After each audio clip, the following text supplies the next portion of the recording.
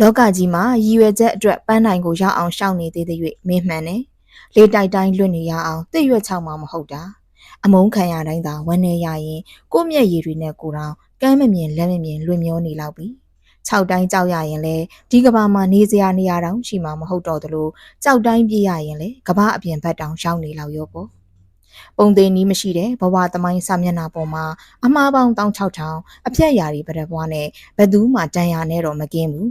ဒီလိုပဲမှားသွားလိုက်ပြန်လိုက်လဲကြလိုက်ပြန်ချလိုက်နေပဲပန်းနိုင်ကိုလှမ်းနေကြတာပဲလေ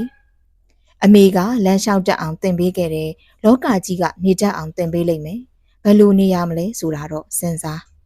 ငငယ်ကအကြိမ်ကြိမ်လဲကြခဲ့တာတော့ပြန်ထပြီးဒီနေ့အထိရောက်အောင်ရှောက်နိုင်ခဲ့သေးရင်အမားတွေကိုပြင်လိုအပ်ချက်တွေကိုဖြည့်နောက်နေ့တွေအတွက်ဆက်သာရှောက်လမ်းမပြောက်စေနဲ့ပန်းနိုင်ကရောက်ကိုရောက်တယ်မင်းကန်ကောင်းနေဖို့မလိုဘူးမင်းကောင်းနေဖို့ပဲလိုတာပါကံကောင်းနေခြင်းကမင်းကိုမကောင်းစေပါဘူးဒါပေမဲ့မင်းကောင်းနေခြင်းကမင်းကံကိုပါကောင်းစေပါတယ်ကံဘလောက်ကောင်းကောင်းစူးစမ်းခြင်းစိတ်အလုံးလုံးခြင်းတဲ့စိတ်မရှိရင်ကံဆိုတဲ့အရာကြီးကဘဝရဲ့စားဝတ်နေရေးကိုတာဝန်ယူမှာမဟုတ်ဘူးလေကံဘလောက်ပဲစိုးနေပါစေစူးစမ်းခြင်းစိတ်အလုံးလုံးခြင်းတဲ့စိတ်ရှိနေသေးရင်တော့ဘဝရဲ့စားဝတ်နေရေးကိုစူးစမ်းမှုတွေလှုပ်အားတွေကတာဝန်ယူသွားလိမ့်မယ်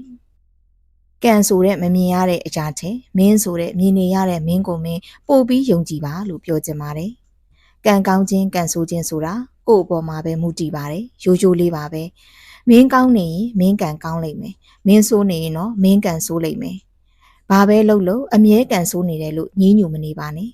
။ကံဆိုးလို့ဆိုတဲ့အလုပ်တွေကိုဘယ်နှကြိမ်စူးစမ်းပြီးလုပ်ဘူးလဲ။တစ်ကြိမ်လုပ်ပြီးကံဆိုးတယ်လို့ထိုင်အော်မနေပါနဲ့။အဲ့ဒါကံဆိုးတာမဟုတ်တော့ဘူး။ပြင်းတာညံ့တာဖြစ်သွားပြီ။ဘာပဲလုပ်လို့ကံကိုပဲအပြစ်ပုံချမနေနဲ့ကိုယ့်ကိုယ်ကိုလည်းအပြစ်